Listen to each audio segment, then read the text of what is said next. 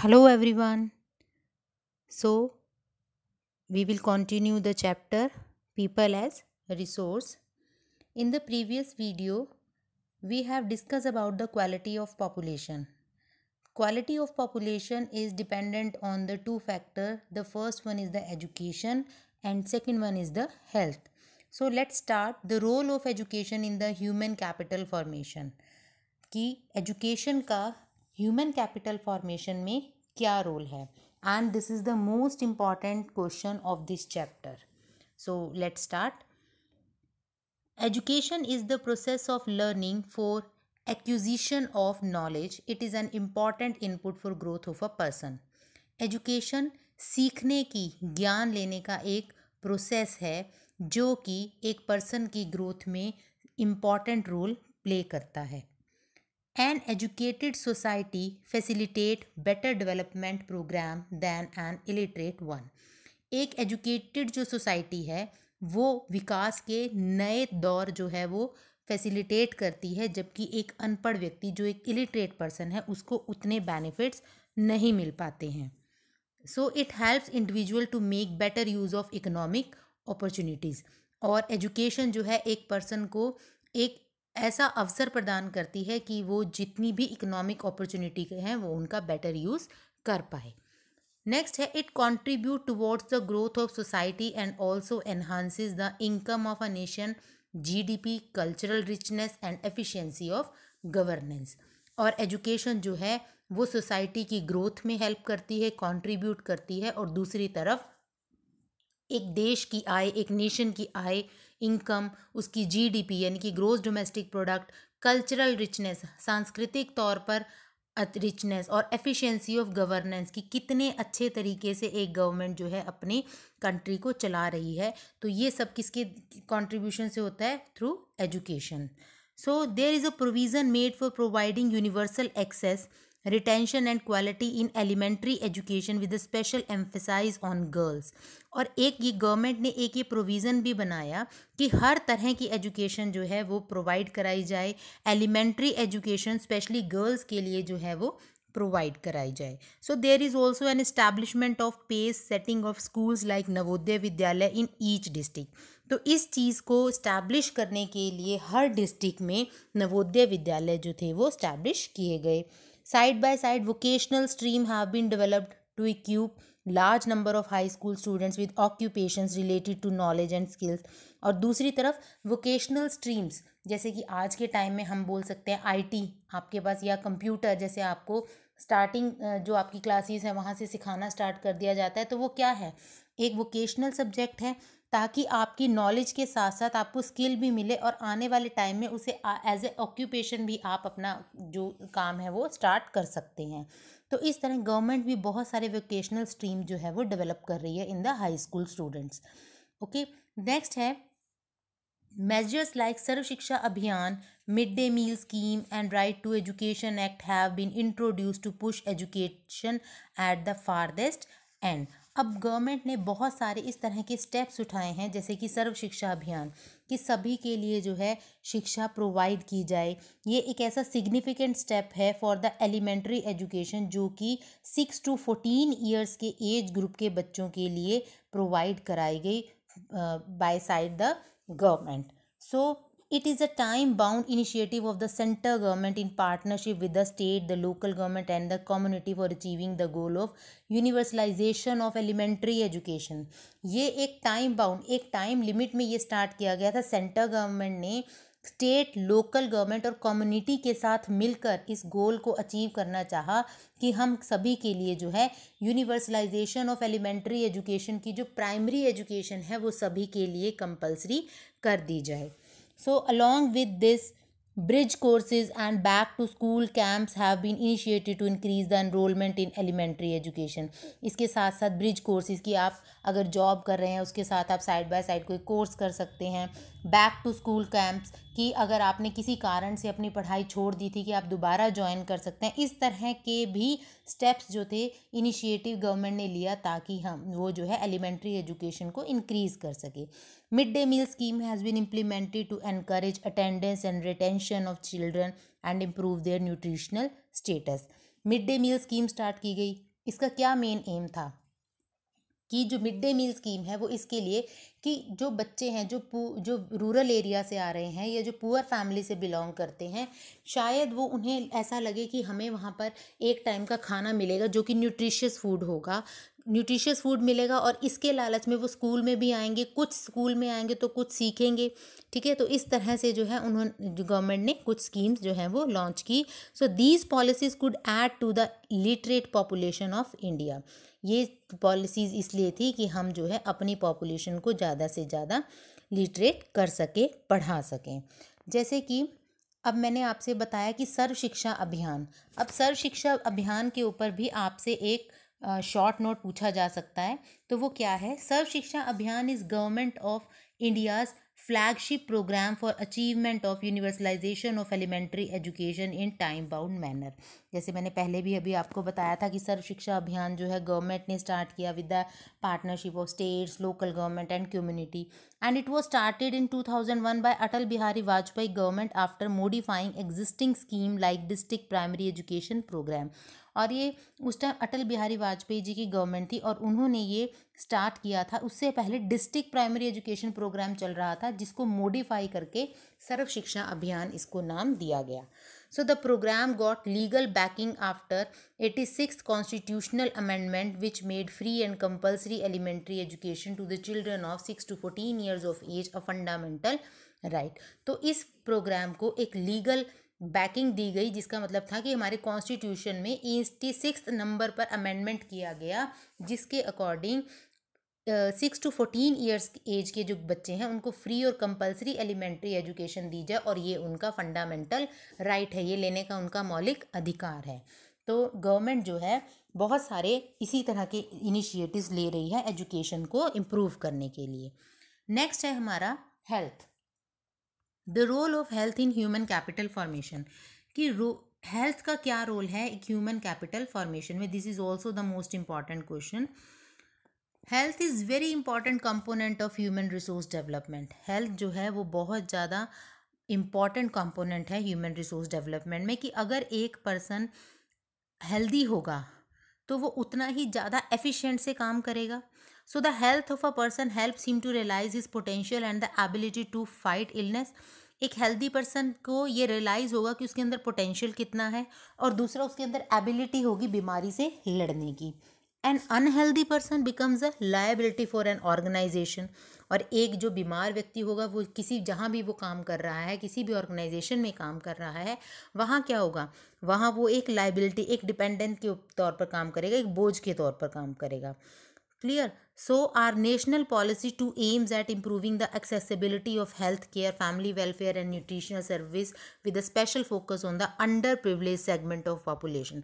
तो हमारी जो गवर्नमेंट है उसने बहुत सारी ऐसी नेशनल पॉलिसीज़ बनाई हैं जिनका मेन एम क्या था कि हेल्थ केयर को इम्प्रूव करना, फैमिली वेलफेयर सिस्टम बनाना, न्यूट्रिशनल सर्विसेज प्रोवाइड करना, specially under privilege segment of population, under privilege जो बहुत ज़्यादा पिछड़ा वर्ग है उनके लिए ऐसी फैसिलिटीज़ अवेल कराना।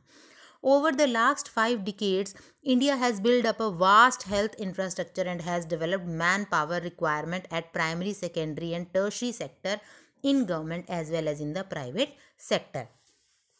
पिछले 50 सालों से इंडिया ने अपने हेल्थ इंफ्रास्ट्रक्चर में बहुत ज़्यादा डेवलपमेंट की है, मैन पावर को बहुत ज़्यादा डेवलप किया है। उसने वो प्राइमरी, सेकेंडरी और टर्शियरी सेक्टर, चाहे वो गवर्नमेंट से रिलेटेड है चाहे वो प्राइवेट सेक्टर है, इन सभी में जो है बहुत ज़्यादा इम्प्रूवमेंट की है।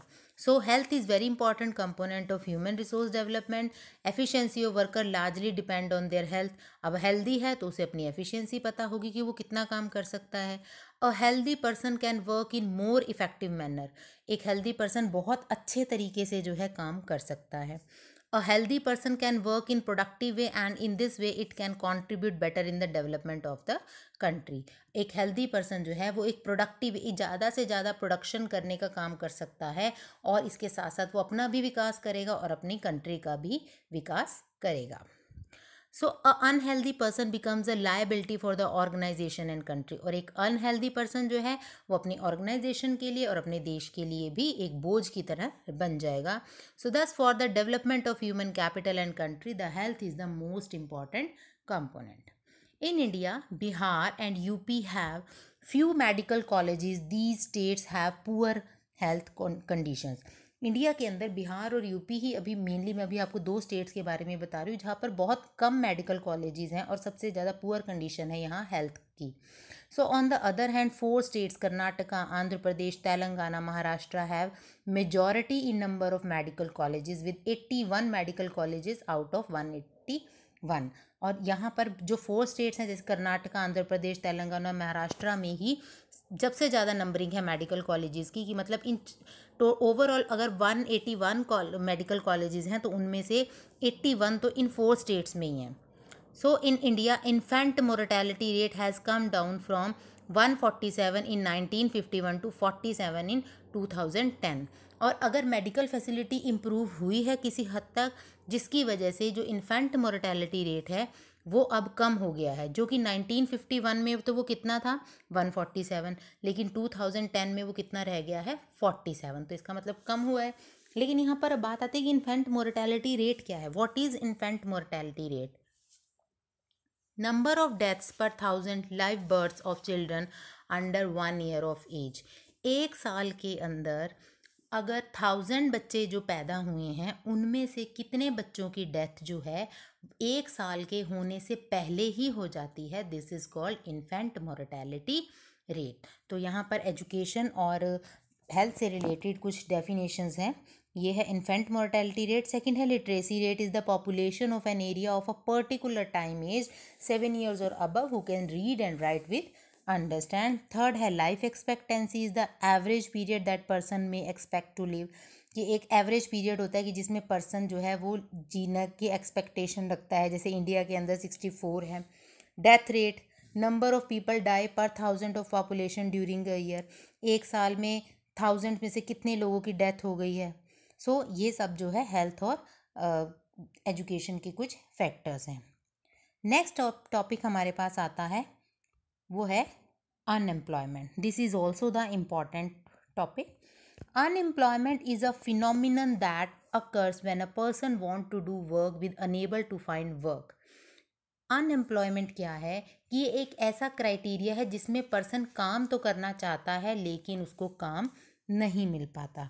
या अगर हम कहें कि उसकी इच्छा है काम करने की लेकिन उसको उसके अकॉर्डिंग काम नहीं मिल पा रहा. या अगर हम कहें when people who are willing to work at the going wages can not find job. जैसी भी उसको मिल रही है वेजेस वो उस पर भी काम करने को तैयार है लेकिन उसे फिर भी काम नहीं मिल पाता. So when we talked about unemployed people, we refer to those in the age group 15 to 59 years. अगर हम बात करते हैं कि अनएम्प्लॉयड पीपल कौन से होते हैं, उनमें हम रेफ़र करते हैं जो 15 टू 59 ईयर एज ग्रुप के हैं वो आते हैं वर्किंग में.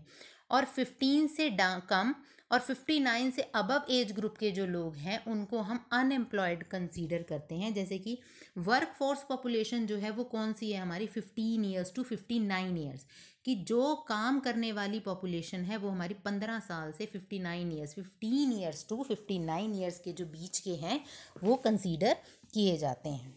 सो children below 15 years of age and old people above 60 are not considered while counting the number of unemployed. जो 15 साल से कम उम्र के बच्चे हैं और जो 60 से अबव ओल्ड पीपल हैं उनको अनएम्प्लॉयमेंट में काउंट नहीं किया जाता क्योंकि उनकी अब एफिशिएंसी नहीं. छोटा बच्चा कितना काम कर सकता है, वो काम नहीं कर सकता. ठीक है. और 60 से अबव जो पर्सन है उसकी एज के अकॉर्डिंग उसमें उतनी एफिशिएंसी नहीं होती, तो अगर वो बेकार भी बैठा है तो भी हम उसको अनएम्प्लॉयमेंट में काउंट नहीं करेंगे. Clear. So in case of India we have unemployment in rural and urban areas.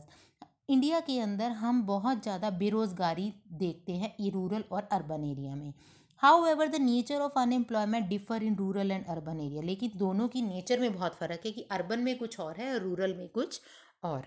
So in case of rural areas there is seasonal and disguised unemployment और urban areas have mostly educated unemployment. अगर हम rural में बात करें तो वहाँ हमें दो तरह की अनएम्प्लॉयमेंट मिलती हैं. First is seasonal and the second one is disguised. और अर्बन एरिया में अगर हम देखें तो वहाँ हमें एजुकेटेड अनएम्प्लॉयमेंट मिलती है, मतलब पढ़े लिखे बेरोजगार. तो let's discuss the seasonal and the disguised unemployment first. Okay, this is the most important question of this chapter. differentiate between the seasonal unemployment and the disguised unemployment. So seasonal unemployment, it occurs when people fail to get work during some months of the year. Seasonal वो होता है कि जिसमें लोगों के लिए कुछ time के लिए काम नहीं होता, जैसे कि एग्रीकल्चर का काम है। एग्रीकल्चर में क्या होता है कि जब तक आपको हार्वेस्टिंग का काम करना है या आपको बीज सोइंग है, हार्वेस्टिंग है, वीडिंग है, थ्रेशिंग है, जब तक का ये काम चल रहा है तब तक आपके पास काम है। लेकिन उसके बाद जब फसल पकने तक का टाइम होता है उसमें आपको कुछ नहीं करना होता है, तो वो टाइम क्या होता है, खाली होता है जी। या जब आपको क्रॉप ग्रो नहीं करनी है तो खाली थोड़ा टाइम जो सीज़न नहीं होता है तो उसको बोला जाता है seasonal unemployment. Marginal productivity of labour is not zero, लेकिन जो प्रोडक्टिविटी है लेबर की वो ज़ीरो नहीं होती, वो कुछ ना कुछ काम में जो है वो बिजी रहता है। Third, mostly found in agro based industry, ये मोस्टली एग्रो बेस्ड इंडस्ट्री में मिलता है। Found in rural as well as urban sector areas, ये रूरल में भी मिलती है सीजनल और अर्बन में भी। अर्बन में कैसे कि अगर क्रॉप्स जो है ग्रो हो रही है तो वो रूरल एरियाज़ में है, ठीक है, वहाँ पर क्रॉप्स ग्रो हो रही है और कुछ टाइम के लिए काम नहीं है तो वो बंद है। जब वहाँ पे काम नहीं बंद हो रहा तो जो एग्रो बेस्ड इंडस्ट्री जो सिटी में बनी हुई है, जैसे कि अगर हम बात करें जैसे कि राइस मिल होता है कि राइस जब ग्रो होती हैं, हार्वेस्ट होती है, पक जाती है, कट जाती है, तो उनको साफ़ वगैरह करने के लिए, पॉलिशिंग वगैरह के लिए उनको कहाँ भेजा जाता है, मिल में भेजा जाता है। तो जब तक वहाँ से वो फील्ड से वो वहाँ तक नहीं आएगी तब तक वो इंडस्ट्री भी बंद है। सो इसका असर दोनों में होता है, ये दोनों में पाई जाती है। And does not ensure job security, और इसमें जॉब सिक्योरिटी नहीं होती कि आज हमारे पास लेबर है लेकिन कल हमारे पास लेबर नहीं होगी तो क्या होगा कि वहाँ पर जो है मतलब आज हमारे पास लेबर है, आज मुझे ज़रूरत है, लेकिन अगर मुझे सीज़न है तो मैंने निकाल दिया कि अभी तो सीज़न नहीं है, चलो अभी काम नहीं है, आप छोड़ दीजिए। दोबारा जब सीज़न आए तो ज़रूरी थोड़ा ना है कि वही लेबर आएगी, तो जॉब सिक्योरिटी नहीं है। So this is the seasonal unemployment. Next है disguised unemployment. It refers to a situation where no number of workers in a job is more than actually required to do the job. इसमें क्या होता है कि एक ऐसी situation होती है जिसमें जॉब काम तो सब कर रहे हैं लेकिन उतने लोगों की ज़रूरत नहीं होती जितने वहाँ पर काम कर रहे हैं। जैसे कि मैं आपको एक एग्जांपल देती हूँ कि एक फैमिली है जिसके सारे मेंबर्स जो हैं वो एग्रीकल्चर एक्टिविटी में एंगेज्ड हैं, ठीक है। वहाँ पर जितने लोग वहाँ the work requires the service of 5 people but engage 8 people. Requirement तो 5 की है, काम वहाँ पर कर रहे हैं 8 people. So 3 people are extra, 3 लोग एक्स्ट्रा हैं। So these 3 people also work in the same plot as the other, और ये 3 पीपल भी उसी प्लॉट पर काम कर रहे हैं जिस पर बाकी सारे काम कर रहे हैं। And the contribution made by the 3 extra people doesn't add to the contribution made by the 5 people. और इन लोगों का जो कंट्रीब्यूशन है काम के लिए उन 5 लोगों के कंट्रीब्यूशन में ऐड नहीं होगा। क्यों? क्योंकि वो उतना काम तो वो 5 भी कर लेंगे, तो उन 3 की ज़रूरत क्या है। तो ये क्या होती है डिस्गाइज्ड अनएम्प्लॉयमेंट, मतलब छिपी हुई बेरोज़गारी, कि अगर वहाँ से हम उन 3 लोगों को हटा भी दें तो भी उस फील्ड की प्रोडक्टिविटी में कोई कमी नहीं आएगी, वो उतना ही ग्रो करेगा जितने वो 5 लोग कर रहे हैं। तो वो जो 3 पीपल एक्स्ट्रा हैं these are called the in the disguised unemploy, और उनको डिस्गाइज्ड अनएम्प्लॉयमेंट में काउंट किया जाएगा। Clear? Marginal productivity of labour is zero, कोई प्रोडक्टिविटी नहीं है तो वो ज़ीरो है। Mostly found in agriculture, disguised हमेशा एग्रीकल्चर फील्ड में मिलेगी।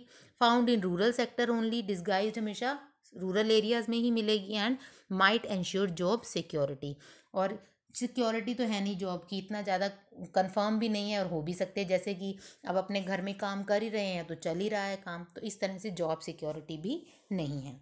अब हम बात करते हैं अर्बन अनएम्प्लॉयमेंट की, यानी कि अर्बन एरिया में किस तरह की अनएम्प्लॉयमेंट मिलती है उसके बारे में है। In case of urban areas educated unemployment has become a common phenomenon, mostly हम देखते हैं कॉमन आज के टाइम में।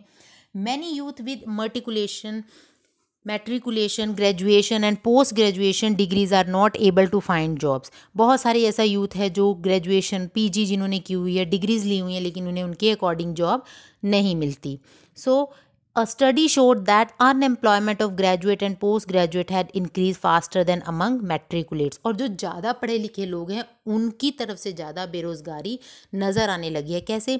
जो 10th है वो तो जो जिसने मैट्रिकुलेशन किया है या 12th की है उनको फिर भी कोई छोटा मोटा वो काम कर लेंगे, लेकिन जिन्होंने बड़ी बड़ी डिग्री ली है वो छोटा काम कैसे कर सकते हैं, उनको उनके लेवल का काम ही नहीं मिल पाता।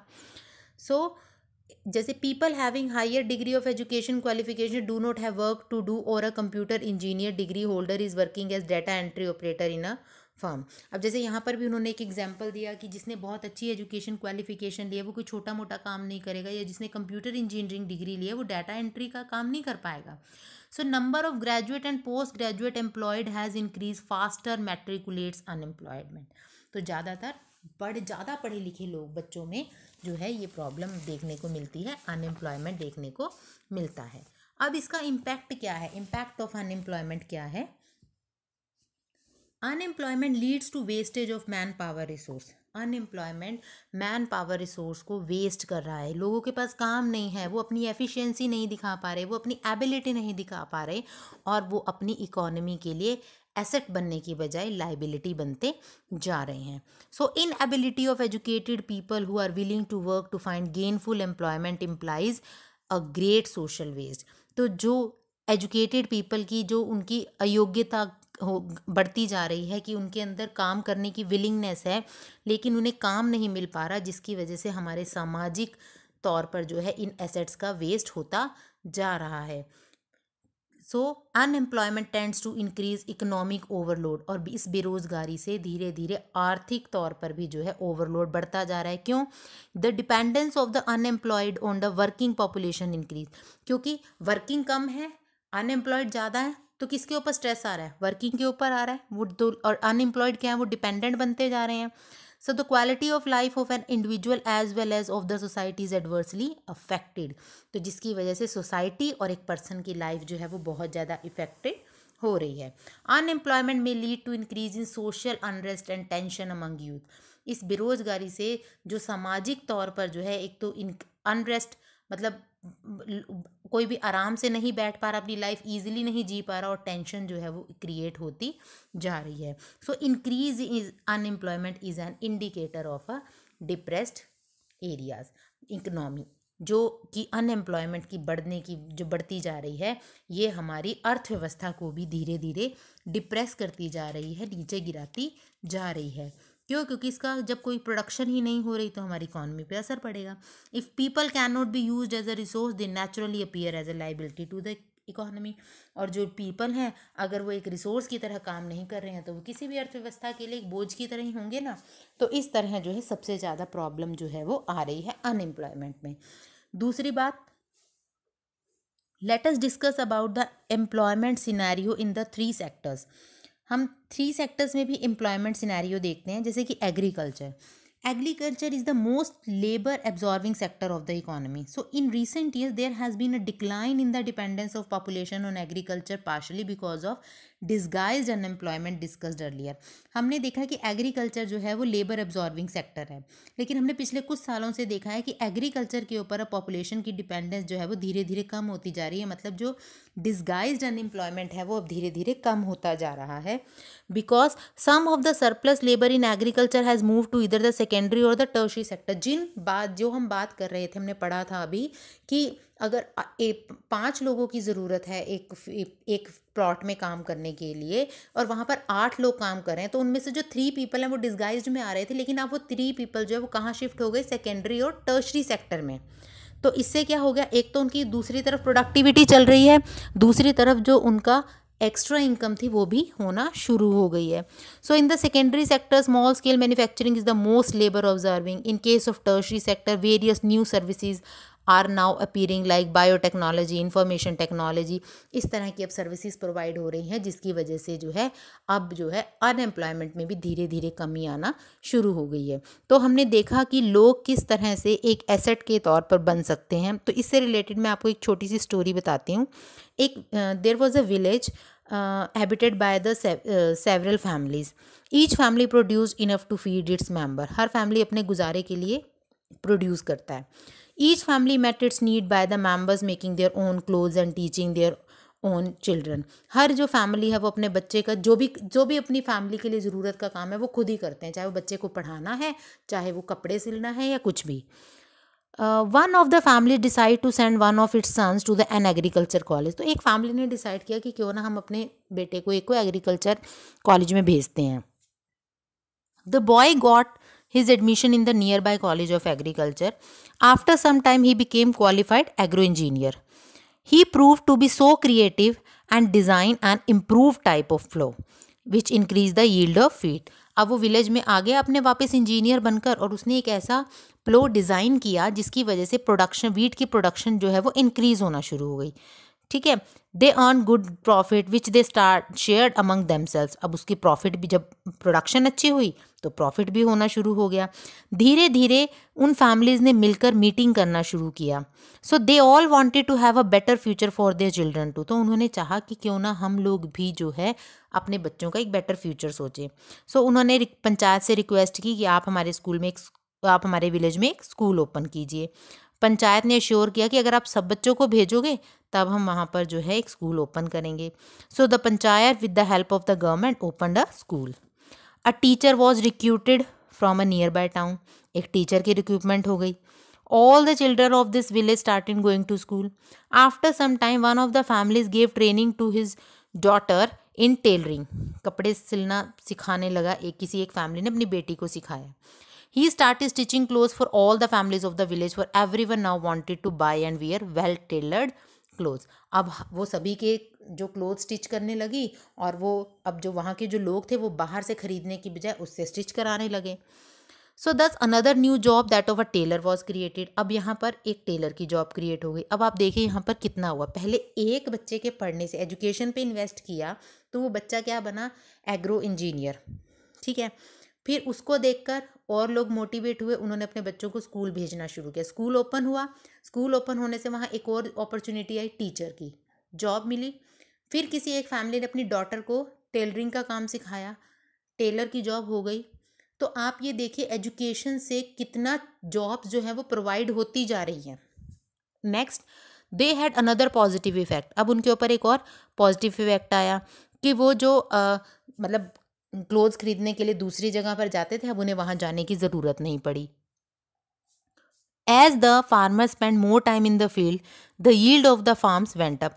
क्यों, वो आने जाने का टाइम बच गया, कहीं मार्केट वगैरह जाने की ज़रूरत नहीं पड़ती, उन्हें सब कुछ वहीं से मिलने लग गया. तो उनका जो ज़्यादा टाइम था वो कहाँ पर लगने लगा, अपने फील्ड में, जिससे प्रोडक्शन इंक्रीज हो गई. So this was the beginning of prosperity. तो यहाँ से विकास की प्रक्रिया शुरू हुई. The farmers had more than what they could consume. Now they could sell what they produce to others who came to their village market. अब धीरे धीरे वो अपने पास रखने की बजाय ज़्यादा से ज़्यादा प्रोडक्शन को सेल करना भी उन्होंने शुरू किया. So over time this village which formerly had no job opportunity in the beginning had many like teacher, tailor, agro engineer and many more. एक ऐसा विलेज जहाँ पे कोई कुछ था ही नहीं, जॉब अपॉर्चुनिटी की शुरुआत भी नहीं थी, और वहाँ पर अब इतनी ज़्यादा जॉब्स हो गई. So this was a story of a simple village where the rising level of human capital enabled it to evolve in to a place rich with complex and modern economic activities. ये एक simple से village की story थी कि जहाँ पर human capital को ऊपर लाया गया, और जिसकी वजह से आज वो एक कॉम्प्लेक्स और मॉडर्न इकोनॉमिक एक्टिविटी के तौर पर उभर कर सामने आया. तो आप you have learn from this chapter about the how inputs like education and helped in making people an asset for the economy. And in this chapter we have discussed about the economic activities undertaken in the three sectors of the economy. We have studied about the problem associated with the unemployment, and in the end we discussed the story of a village which formerly had no job but later had plenty. I hope आप सभी को ये chapter clear हो जाएगा. if you will see these videos, you can easily understand this chapter.